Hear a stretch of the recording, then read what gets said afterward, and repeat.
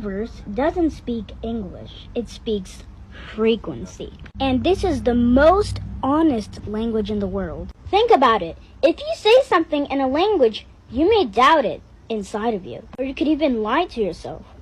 Frequency doesn't lie. If your thoughts, mind, and desires are not aligned, you may not reach that frequency. So God is an energy that He's used to create something. So you know souls, right? Yeah. Souls have the God energy in them. Okay.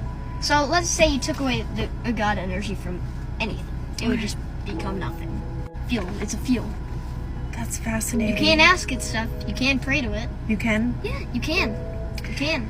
So if someone doesn't believe in God, then I guess you don't believe in yourself, because basically every single living thing, and not even living thing, every single atom, every single piece of energy is made from the God source. Wow. So 13.8 billion years ago, the entire universe was reduced to a singularity, a particle smaller than a quark.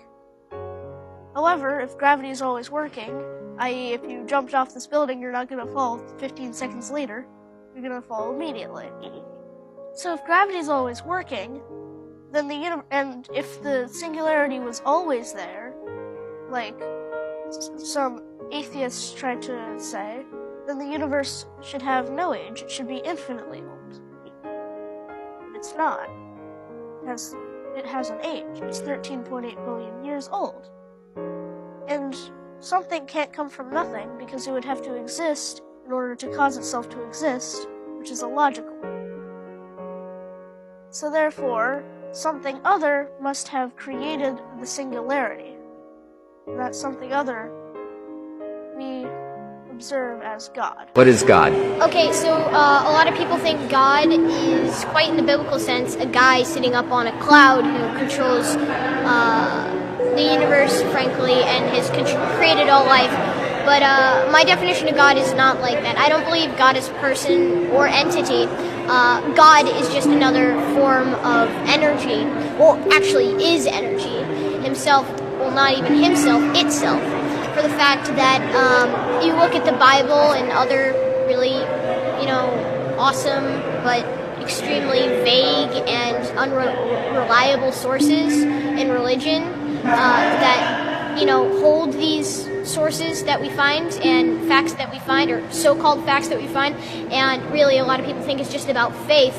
But if you relate the Bible to quantum physics and apply most of the laws actually in less of a figurative sense, but more of a literal sense, and replace it with things like the universe, you'll eventually find out that it explains in-depth quantum physics and astrophysics, experiments and theories. Well, maybe not theories, because maybe now they're proven.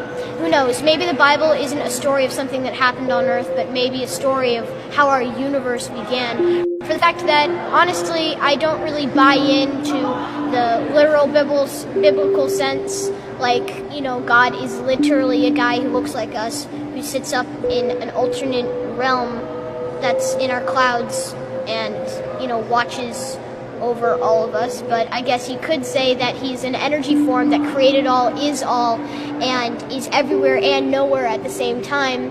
God, or energy, lives within us, through us, and is us, frankly. So you said what? That God is the energy that is in us, created us, and is us. Is that your definition?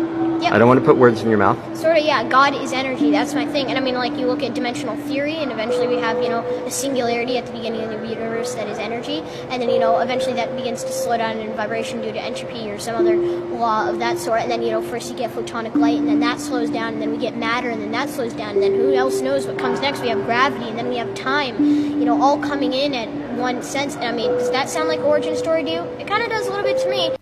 If you want to do something, you just need to believe it, and you can't just say, I believe I can do this, I believe I can do that, because it doesn't work. You really need to think it in your heart. And I mean by in your heart, right in your heart, in the middle of your heart.